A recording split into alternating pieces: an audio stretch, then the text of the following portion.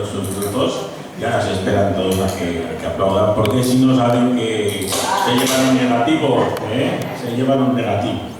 Bueno, nuestro siguiente cantador también está ahí sentado, con la rondalla trabajando, también necesita descanso en los dedos.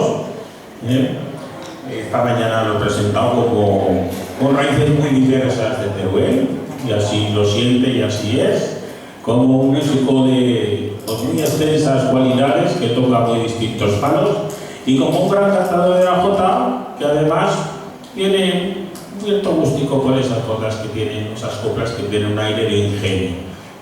Con todos ustedes, un fuerte aplauso para Felipe Solano.